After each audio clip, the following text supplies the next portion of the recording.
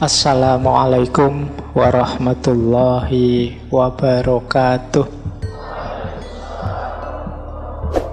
Nah, saya awali dari quotes ini. Selama kita tidak belajar mencintai makhluk Allah, kita tidak akan bisa mencintai kebenaran dan kita tidak akan mengenal Allah.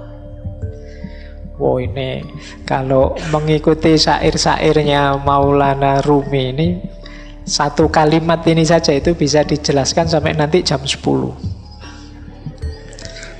Ya, di satu kalimat ini ada tema cinta kepada makhluknya Allah, ada tema cinta pada kebenaran, dan ada tema mengenal Allah. Itu sudah jadi satu buku, satu quotes ini saja. Jadi kalau kita tidak belajar mencintai manusia, tentu saja kita tidak mungkin cinta pada kebenaran. Karena agennya kebenaran itu manusia.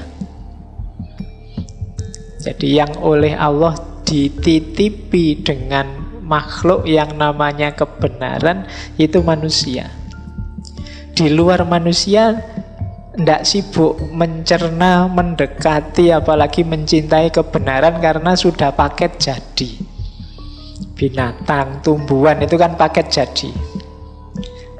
Beda dengan kita manusia yang berproses, diberi alat, bisa dekat dengan kebenaran, bisa jauh dengan kebenaran. Itu manusia. Nah, maka kita tidak mungkin bisa mencintai kebenaran kalau kita tidak belajar mencintai makhluknya Allah. Dan kalau kita tidak mencintai kebenaran, tidak mungkin kita bisa kenal dengan Allah. Jadi kalau ada orang hidupnya kok isinya kebencian-kebencian saja, berarti dia jauh dari kebenaran. Kalau jauh dari kebenaran berarti sulit dari mengenal Allah. Nah, ini kalimatnya Maulana Rumi. Berarti apa? Ya mari hidup ini dikembangkan dengan jalan mencintai makhluknya Allah apa saja. Jangankan yang manusia, yang bukan manusia pun hendaknya kita cintai dalam konteks mereka juga makhluknya Allah. Kalau kita kan sering dalam hidup ini kadang-kadang ambisi dan kebencian kita lebih besar daripada cinta kita. Pak, kalau ada kejahatan, kalau ada keburukan, kalau ada apalah kemaksiatan dan lain sebagainya, apa harus kita cintai, Pak? Iya. Tapi yang dicintai bukan kok, Pak, saya cinta kejahatannya. Jadi orang baik, orang buruk kita cintai. Cara kita mengekspresikan cinta tentu saja beda pada orang baik dan pada orang buruk. Kalau pada orang baik kita dukung, kalau pada orang buruk kita tuntun, kita nasihati. Kan begitu. Kita karena peduli pada orang yang kita cintai, kalau dia melakukan keburukan, ya kita dekati, kita nasihati. Jadi dalam hidup ini harusnya tidak ada ruang untuk kebencian. Kalau kita memberi ruang untuk kebencian, kita sebenarnya sedang nabrak kebenaran. Karena betapapun yang terjadi, yang kelihatan, yang ada, itu kan sebenarnya kalau memang benar terjadi berarti ketetapannya Allah. Kalau itu ketetapannya Allah, kita membenci fenomena, kita membenci fakta, kita membenci kenyataan, itu kalau pakai kalimatnya bahasa Indonesia kan berarti sama dengan membenci ketetapannya Allah. Jadi mari kita cintai apa saja, tentu saja dengan cara mencintai yang tidak seragam dan tidak sama. Jangankan untuk yang beda-beda, yang mirip saja kan kita ekspresi cintanya beda. Misalnya punya teman yang satu sudah menikah, yang satu baru SD. Itu kan cara kita mengekspresikan cinta kita pada mereka kan beda. Kalau yang masih SD mungkin dibelikan mainan, mobil remote itu senengnya luar biasa. Kalau sudah menikah, kalau dibeliin mobil remote kan mereka rasanya sudah tua, sudah punya istri kok dibeliin mobil remote. Nah kalau untuk anak SD cocok. Jadi ekspresinya beda-beda. Sama nanti dengan orang baik, orang buruk. Jadi ini yang dimaksud oleh Maulana Rumi. Berarti siapa saja kita jadikan teman, kita cintai. Bahkan tidak hanya manusia, semua makhluknya. Kalau kemarin kita belajar etika lingkungan itu, keluarga kita kan tidak hanya yang manusia, bahkan tidak hanya makhluk hidup. Makhluk tidak hidup pun yang jenisnya abiotik juga harus kita cintai. Jadi dasarnya persahabatan, pertemanan kita dengan semua makhluknya Allah itu kebenaran dan cinta. Yang kebenaran dan cinta itu muaranya nanti adalah pengenalan kita pada Allah. Jadi persahabatan kita nanti hakikatnya adalah jalan kita untuk lebih dekat mengenal Allah. Baik, ini dari kalimat slide pertama ini rasanya sudah dalam. Ini nanti malam hari ini nuansanya agak berbeda dengan uraian tentang persahabatan di 3 atau 4 tema sebelumnya. Kita lanjut. Yang pertama dari Rumi. Wah ini tulisannya jadi kecil. Ini ya, kompatibilitasnya laptop ini ya. Baik. Yang pertama, teman-teman saya tidak tahu bisa membaca apa enggak kalau sekecil itu. Karena PowerPoint itu kalau tulisannya terlalu kecil, kehilangan power, kehilangan poin. Iya, cilik-cilik, macamnya susah. Jadi kata Rumi, aku mencintai teman-temanku tidak dengan hati atau pikiranku. Untuk berjaga-jaga. Kenapa? Karena kalau baik, saya lanjutkan. Kedengaran dah yang belakang? Enggak ya? Oke, harus dipegangi, minta disayang-sayang. Ya, kalau dikasih jarak dia enggak mau. Baik, kata Rumi, aku mencintai teman-temanku tidak dengan hati atau pikiranku. Untuk berjaga-jaga, karena hati bisa berhenti, karena pikiran bisa lupa. Aku mencintai mereka dengan segenap jiwa, karena jiwa tidak pernah mati atau lupa. Jadi sumber cinta kita jangan hanya hati, jangan hanya pikiran. Bukan berarti, Pak, berarti kalau mencintai tidak pakai pikiran, tidak pakai hati. Bukan begitu maksudnya. Jangan hanya itu berarti jangan berhenti di situ. Karena kalau pakai hati saja bisa berhenti. Bisa berhenti itu bukan maksudnya kena penyakit jantung karena hatinya berhenti. Berhenti itu hati itu bolak-balik. Hati itu kadang-kadang sekarang senengnya luar biasa, besok bencinya luar biasa. Kalau pakai hati masih bisa ya dan tidak ketika kita mencintai. Apalagi pakai pikiran. Pikiran bisa lupa. Kalau pas berdua, wah aku sayang sekali padamu, nanti keluar ada yang lebih cakep, lupa dengan kalimat yang tadi. Pikiran bisa lupa. Jadi lupa itu kita kan mudah terlena, akal itu mudah terdistraksi. Maka cintailah dengan jiwa. Jadi mencintai dengan jiwa itu mudahnya kita melihat hakikat terdalam dari seseorang. Manusia itu siapapun dia, di level terdalamnya di situ ada ruhnya Allah. Wa nafakha fihi min ruhi, yang di situ ada citranya Allah.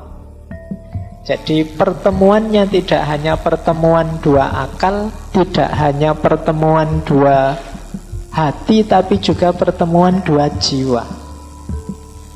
Makanya dalam bahasa Inggris istilahnya soulmate.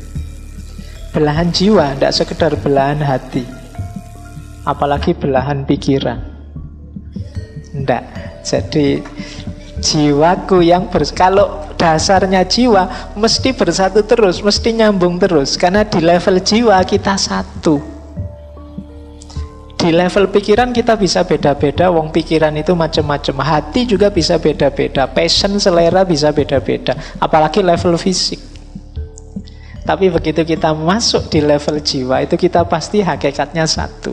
Di level ruh itu kita satu jenis, sama semua. Meskipun banyak orang yang mengabaikan sisi dalam rohaninya, sehingga kelakuannya hanya didasarkan pada yang fisik-fisik. Maka mari mencintai apapun dan siapapun tadi di level terdalamnya. Jadi kalau sudah level terdalam itu seragam, sama. Kalau fisik itu bisa beda-beda, ada cakep, ada jelek dan lain sebagainya. Makanya kalau nembak kok ditolak kan kadang orang bilang, loh kamu jangan hanya lihat wajahku, lihatlah. Ya, kalau hati masih bisa berubah. Kalau kalimatnya lihatlah hatiku, hati masih bisa berubah-ubah, kurang dalam. Lihatlah jiwaku. Wah, oke. Baik, nah kalau jiwa itu sudah relatif seragam, semuanya citranya Allah dalam diri kita. Ini yang jadi penciri pembeda manusia dengan manusia yang manusia dengan semua yang bukan manusia. Baik, jadi cintailah sahabatmu dengan jiwa. Jadi tidak lagi sepenuh hati tapi sudah sepenuh jiwa. Baik, ini filosofinya agak dalam ya. Yang pertama ini, prinsip pertama. Prinsip kedua. Ini dari salah satu syairnya Maulana Rumi. Temukanlah seorang teman yang mau memaklumimu dengan kesabaran. Seperti menguji esensi dari dupa yang terbaik dengan meletakkannya di perapian. Minumlah semangkok racun yang disuguhkan oleh temanmu saat dipenuhi dengan cinta dan kasih sayang. Melangkahlah ke api menyala seperti Nabi terpilih. Ya, Nabi yang melangkah ke tengah api menyala ya Nabi Ibrahim. Rahasia cinta akan mengubah api menyala menjadi taman yang indah. Bertabur bunga-bunga merekah, mawar, tetumbuhan air dan willow bertebaran dan menaburimu. Seorang teman sejati dapat meliputimu seperti Tuhan di hadapan alam. Yang pertama, temukan seorang teman yang mau memaklumimu dengan kesabaran. Menurut saya ini kuncinya persahabatan bisa langgeng adalah pemakluman.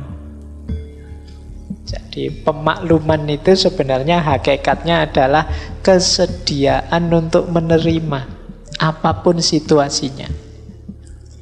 Makanya kan banyak kalau istilah ada apa gitu, ada kalimat harap maklum. Harap maklum itu mungkin sesuatu yang tidak menyenangkan tapi mohon dimaklumi.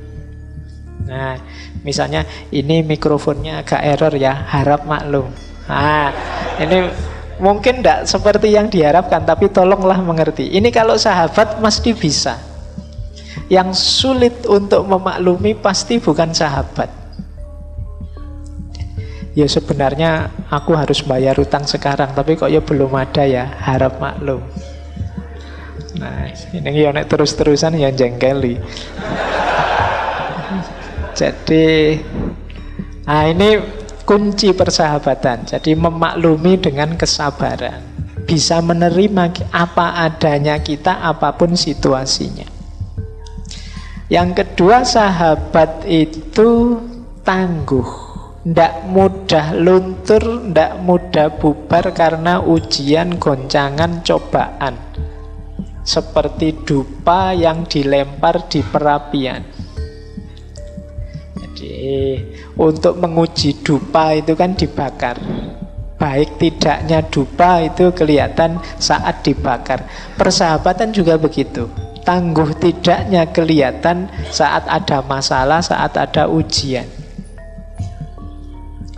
Jadi ciri kedua itu, orang yang bersahabat itu biasanya ya tidak masalah. Meskipun seperti apapun engkau memberiku masalah, aku terima. Berarti ini sahabat yang sejati. Bahkan minumlah semangkuk racun yang disuguhkan oleh temanmu, meskipun itu racun tapi disuguhkan dengan penuh kasih sayang. Kalau itu sahabat memberimu racun, silahkan diminum racun ini, aku menyuguhkannya dengan penuh hormat dan kasih sayang. Itu kalau sahabat diminum. Jadi maksudnya itu ya, mungkin teman kita ini membawa masalah saja, membawa problem saja. Aduh, sejak berteman denganmu bangkrut aku misalnya. Sejak dekat denganmu kacau hidupku. Tapi kalau memang sahabat sejati tidak masalah. Wong sudah ikrar, kita deklarasi susah senang bersama. Meskipun harus minum semangkuk racun, tidak masalah. Jadi Maulana Rumi itu ya sering mengalami hal-hal pahit berdua sama Syekh Syamsu Tabriz. Bahkan Syekh Syamsu Tabriz sampai pernah diusir, sampai pernah menghilang karena murid-muridnya tidak suka dengan Syekh Syamsu Tabriz yang sangat dekat dengan Rumi. Iri dia, kok bisa dekat terus dengan guru murid-muridnya Maulana Rumi. Akhirnya Syekh Syamsu Tabriz kabarnya diusir. Bahkan ada yang punya riwayat akhir hidupnya pun ada yang bilang Syekh Syamsu Tabriz ini dibunuh. Di beberapa versi ada bilang begitu. Jadi ini ujian persahabatan. Sampai Maulana Rumi sampai lahir tarian yang sangat terkenal, Darwis berputar, itu kan saking rindunya berpisah dengan Syekh Syamsu Tabriz. Baik, jadi ini semacam sahabat yang membawa kepahitan. Tapi kalau memang sahabat, ya kepahitan akan semakin mempererat persahabatan. Nah, justru kesulitan dalam persahabatan akan mendatangkan kebahagiaan. Seperti hidup di taman yang indah, meskipun di tengah api. Nabi Ibrahim mantap sekali melangkah ke tengah api karena dia yakin dengan cintanya kepada Allah. Akhirnya api menjadi taman yang indah. Ini kemantapan level Nabi ya. Tidak bisa ditiru. Jangan nekat nanti. Saya cinta sekali Pak, saya siap. Tidak, jangan nekat ya. Termasuk yang akan datang ini sebentar lagi kan kurban. Oh, itu ketulusan level Nabi. Jangan dicoba, Pak, tadi malam saya mimpi nyembelih teman saya. Tidak bisa begitu, itu levelnya beda. Kan di Quran ada, Pak. Iya, yang memahaminya tidak begitu. Makanya membaca Al-Quran itu ya harus ngerti ilmunya. Jangan dipotong dalilnya, Pak. Saya mengalami seperti Nabi Ibrahim, Pak. Mimpi menyembelih, lah sojo. Kamu salah memahaminya. Cara menarik maknanya tidak begitu. Baik, nah persahabatan ilustrasinya seperti Nabi Ibrahim yang melangkah ke dalam api. Dan buahnya, kata Rumi, pasti taman yang indah. Meskipun dari luar kelihatannya api. Berkorban untuk sahabat itu kan lega, membahagiakan. Alhamdulillah aku bisa menolong sahabatku. Alhamdulillah aku bisa meringankan bebannya.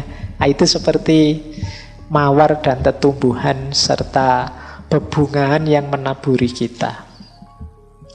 Yang terakhir, seorang sahabat, teman sejati itu mewarnai hidup kita sebagaimana Allah mewarnai alam semesta ini, sebagaimana Tuhan di hadapan alam. Jadi kalau kita punya sahabat itu sedikit banyak kita akan diwarnai oleh sahabat kita. gaya kita ngomong, gaya kita berekspresi, mungkin diksi-diksi pilihan hidup itu pasti banyak diwarnai oleh teman dan sahabat ini. Baik, jadi dari 4 bait dari syair ini ada beberapa makna persahabatan. Yang pertama pemakluman, yang kedua ketangguhan, yang ketiga kesediaan untuk berkorban, dan yang terakhir persahabatan itu saling mewarnai. Nah, ini nasihat Maulana Jalaluddin Rumi yang berhubungan dengan persahabatan. Yang ketiga, ini tadi saya bilang ya, ini saya potong-potong dari Fihi Mafihi, Diwanus Syamsut Tabriz, Masnawi, yang menurut saya ada hubungannya dengan persahabatan. Nah, ini kalimat ini bagus. Tidak ada kerahiban dalam Islam, yang ada kebersamaan dan kasih sayang. Nabi Shallallahu Alaihi Wasallam selalu bertindak atas dasar kepentingan bersama, karena pertemuan para ruh memiliki pengaruh yang besar dan penting. Sedangkan kesendirian dan mementingkan diri sendiri tidak ada manfaatnya. Jadi kalimat pertama, kata pertama tidak ada kerahiban dalam Islam, itu sebenarnya ingin menegaskan bahwa dalam Islam semua orang itu dipandang setara. Setiap manusia dianggap bernilai. Jadi tidak boleh level. Manusia itu tidak boleh ada yang diposisikan level, ini manusia posisi tinggi, ini manusia posisi rendah. Karena satu-satunya di atas makhluk itu Khalik. Kalau ada makhluk yang kita posisikan di atas makhluk, itu berarti ada makhluk yang posisinya setara dengan Khalik. Kalau dalam Islam ini namanya musyrik. Maka iya, para ulama penting, guru-guru kita penting, tapi dia tidak di atas kita. Hanya memang fungsi dan peran serta jasa mereka besar. Jadi itu yang dimaksud tidak ada kerahiban. Tidak ada yang posisinya hierarkis, yang ada semua setara. Maka dalam kesetaraan itu relasi paling ideal adalah kebersamaan dan kasih sayang. Makanya Nabi itu orang-orang dekatnya tidak disebut muridnya atau anak buahnya, tidak, tapi sebutannya sahabat. Jadi ini untuk menegaskan kesetaraan. Kalau sahabat setara, kalau setara roh dan roh bisa bertemu. Jangan merasa enak kalian lebih tinggi dari yang lain. Misalnya merasa, Pak saya lebih penting kok Pak, Pak saya lebih hebat kok Pak. Itu berarti kalian memposisikan diri lebih tinggi dari yang lain. Kalau kalian posisikan diri lebih tinggi seperti itu, kalian akan sendiri dan kesepian. Ruhmu tidak punya teman, jiwamu tidak punya pasangan. Jadi relasi ideal itu relasi kebersamaan dan kasih sayang. Kalau ada kepentingan, ya kepentingan bersama, bukan kepentingan sendiri yang egois. Jadi dasarnya pertemanan itu ya pertemuan antara dua jiwa. Dua jiwa mungkin bertemu kalau itu sejajar, setara. Kalau kita dekat gini kan bisa langsung ketemu kan gitu. Tapi kalau ke atas berat. Sulit kita ketemu kalau ranking. Kalau teman-teman misalnya menganggap saya, Pak Faiz lebih tinggi dari saya, itu kan mendekat saja mungkin agak gimana, wah, karena tidak setara. Tapi kalau kita setara, lebih mudah bergaul, lebih mudah berkomunikasi. Makanya coba teman-teman membaca sirah itu, riwayatnya Rasulullah itu, dengan para sahabat kan sangat akrab, dekat, karena positioningnya setara. Banyak momen, banyak peristiwa, baik yang serius maupun yang menggambarkan keakraban, suasana kemanusiaan banyak. Kenapa? Positioningnya setara. Baik, jadi ini rahasia persahabatan. Jadi yang ada adalah kebersamaan, kasih sayang, dan kesetaraan. Kok di antara sahabat merasa level? Yo, dia sahabat saya sih Pak, tapi saya lebih tinggi Pak. Dia selalu nyontek, saya yang diconteki terus misalnya. Kalau ada level begitu, dua jiwa tidak akan bertemu. Saya yang neraktir terus Pak, dia yang minta ditraktir. Berarti saya lebih tinggi, dia sebenarnya anak buah saya hitungannya misalnya. Ini tidak mungkin persahabatan, tidak mungkin dua jiwa bisa bertemu. Maka kuncinya persahabatan, pertemuan dua jiwa. Baik, ini petunjuk yang ketiga. Posisikan diri kita setara di hadapan sahabat-sahabat kita. Jangan merasa lebih tinggi, jangan merasa lebih jago, jangan merasa lebih benar, dan lain sebagainya. Baik, saya lanjut. Yang keempat, Syekh Syamsuddin At-Tabrizi menasehati kita, jika seseorang ingin mengubah cara orang lain memperlakukan dirinya, maka lebih dulu dia harus mengubah cara dia memperlakukan dirinya. Bila dia tidak belajar untuk menyayangi diri sendiri setulus dan sepenuh hati, dia tidak mungkin dicintai. Bila dia telah mencapai tahap ini, berterima kasihlah atas segala duri yang telah ditancapkan orang lain pada dirinya. Itu pertanda dia akan segera dihujani dengan bunga mawar. Bagaimana mungkin seseorang bisa menyalahkan orang lain hanya karena mereka tidak menghormatinya, sedangkan dia sendiri tidak patut dihormati?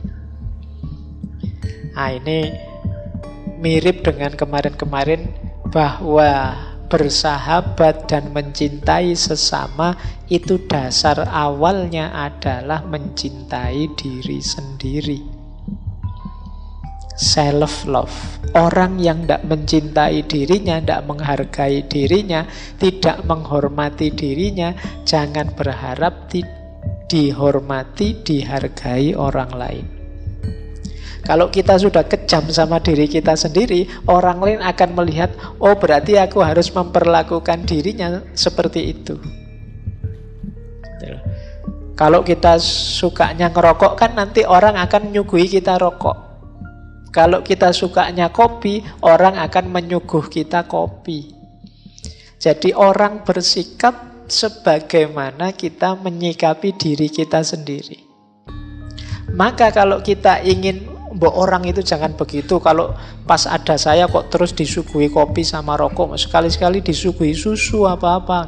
Nah, orang bisa nyuguhi kita susu ketika mereka tahu, oh orang ini kebiasaannya tiap hari minum susu. Berarti apa? Yo, ayo ubah kebiasaanmu. Kalau ada orang tidak menghormatimu, coba kamu introspeksi, jangan-jangan memang selama ini aku tidak menghormati diriku. Sehingga orang terus menganggap, oh berarti seperti itu cara memperlakukan diri kita. Nah, berteman, bersahabat juga begitu. Wah, ini sahabatku ini loh, nek ngomong kok nyelekit banget ya di depanku. Kemungkinan mungkin perilaku kita memang mengundang dia untuk nyelekit. Jadi ini kok mudah sekali ya maki-maki aku, atau memang kelakuan kita memang makiable. Apa makiable itu? Ya, memang kita layak dipisui. Jadi karena kelakuan kita layak dipisui, ya akhirnya kita dipisui. Kalau ingin tidak dimaki-maki sama orang lain, ayo kita melakukan sesuatu yang tidak layak, tidak pantas. Kalau orang kayak gini dimaki-maki, karena sebelumnya kelakuan kita memang gambarannya seperti itu. Jadi rumus persahabatannya ya dimulai dari cara kita memperlakukan diri kita. Nah, Pak, tapi saya sudah baik loh Pak memperlakukan diri kita dengan bagus. Kok ada orang yang memperlakukan diri kita dengan buruk tetap begitu? tenang saja, bersyukurlah. Disitulah latihannya. Dia menancapkan duri, tapi di balik duri yang menancap itu pasti mawarnya ikut. Jadi di situ kita akan dapat banyak pelajaran. Disitulah dimulainya peningkatan kualitas diri kita. Alhamdulillah ada teman yang gampang maki-maki, mudah misuh-misuh. Sekarang mentalku kuat, tangguh, tidak mudah baper misalnya. Kualitas diri kita meningkat, meskipun sebelumnya mungkin sakit hati kita, tapi sekarang tambah tangguh. Jadi di balik duri yang menancap, mawarnya ikut. Jadi rumus pertama berarti kita menghargai diri kita, memperlakukan diri kita secara baik, mencintai diri kita. Insya Allah orang lain melakukan hal yang setara pada kita. Kalau tidak, disitulah saatnya kita akan naik kelas. Kualitas diri kita meningkat dari ujian yang diberikan oleh sahabat kita tadi.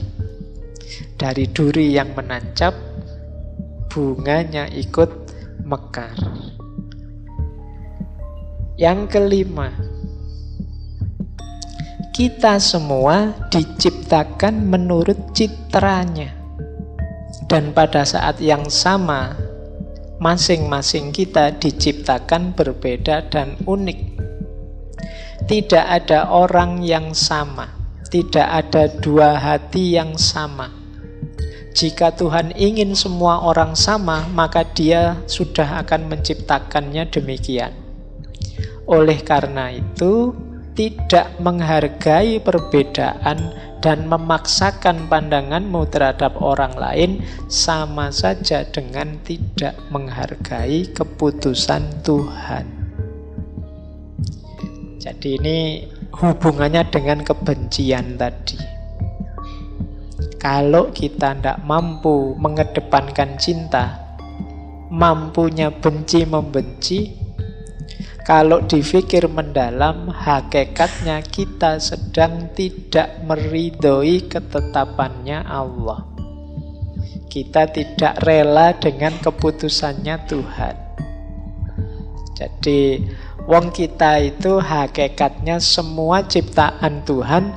Lah kok beda-beda? Berarti Tuhan menginginkannya demikian. Kuasanya Allah, tidak ada orang itu yang sama persis apa-apanya. Bahkan yang kembar sekalipun ada bedanya. Nah, itu kuasanya Allah. Nah, sementara orang yang membenci itu ingin agar yang dibenci itu mbok jangan begitu. Mbok seperti aku saja. Ingin semua orang sama. Dia tidak sadar bahwa keputusannya Allah begitu, memang ada beda-beda. Maka dalam persahabatan itu bukan membangun persamaan, tapi membangun kebersamaan. Beda-beda tidak apa-apa. Dengan beda-beda itu kita saling mendukung, saling menguatkan. Jadi ini rumus persahabatan selanjutnya. Baik, kita lanjutkan. Yang keenam, dunia ini bagai gunung salju yang suaranya memantulkan gema. Apapun yang engkau ucapkan, baik atau buruk, akan kembali kepadamu. Oleh karena itu, bila ada seseorang berpikiran buruk tentangmu, maka jika engkau mengatakan suatu keburukan tentang orang tersebut, itu hanya akan memperbesar masalah dan engkau akan terperangkap dalam lingkaran energi keburukan.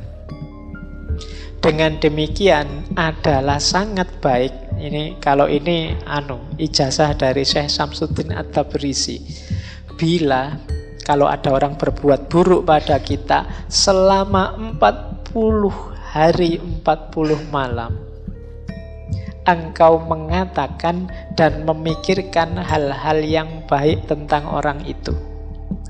Di akhir 40 hari itu semuanya akan berbeda. Karena suasana jiwamu pun akan menjadi berbeda. Jadi ini sebenarnya nasihatnya begini loh. Kebaikan atau keburukan yang kita lakukan akan kembali ke kita. Kalau ada orang melakukan keburukan pada kita, jangan dibalas dengan keburukan yang sama, karena kita akan terjebak dalam lingkaran keburukan. Balaslah tetap dengan kebaikan. Bahkan itu yang saya sebut ijazah tadi ya. Kalau ada orang kok sering ngomong jelek tentang kita, ayo dibales. Kata Syekh Samsuddin, 40 hari 40 malam, ayo kita ngomong yang buruk, yang baik-baik tentang dia. Yang buruk-buruk lah podo wae.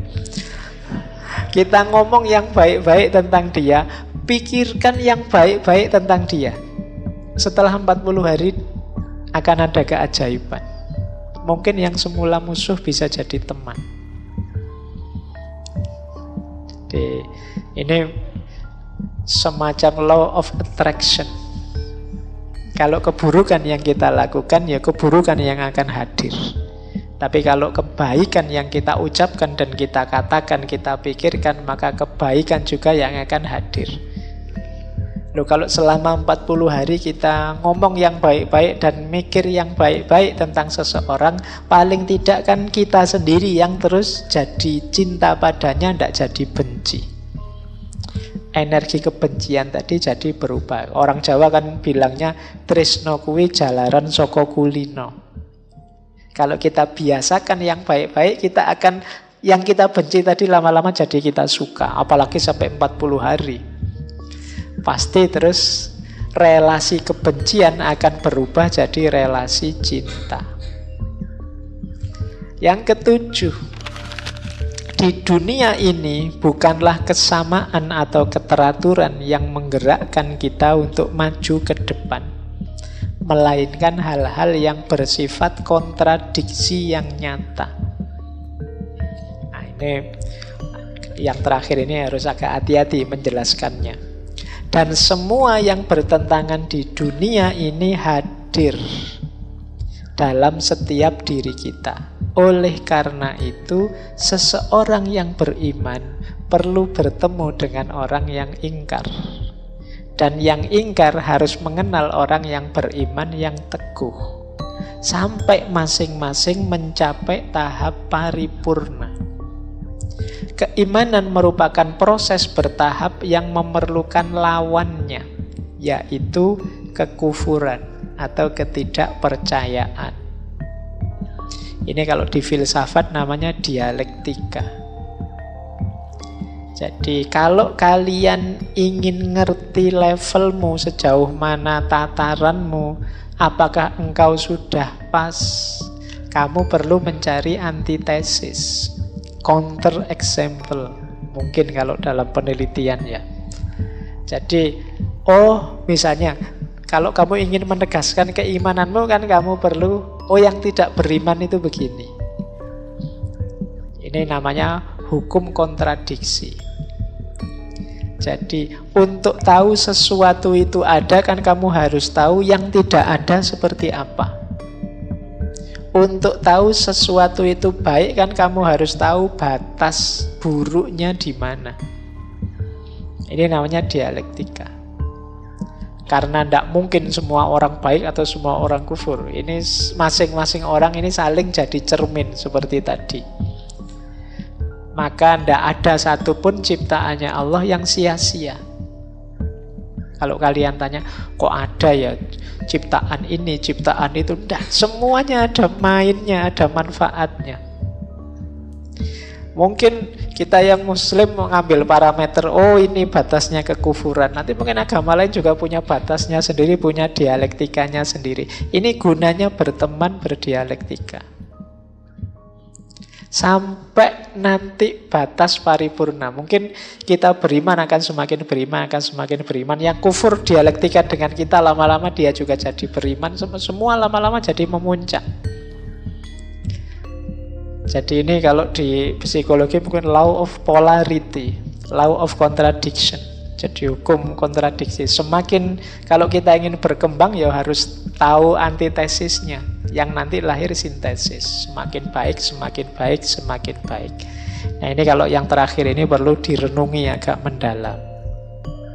Bahwa baik dan buruk itu sesuatu yang berpasangan. Bahwa hitam dan putih itu berpasangan. Bahwa siang dan malam itu berpasangan. Kepercayaan dan ketidakpercayaan juga pasangan. Nah, dialektika dua inilah yang membuat dunia ini berputar. Dunia ini berjalan.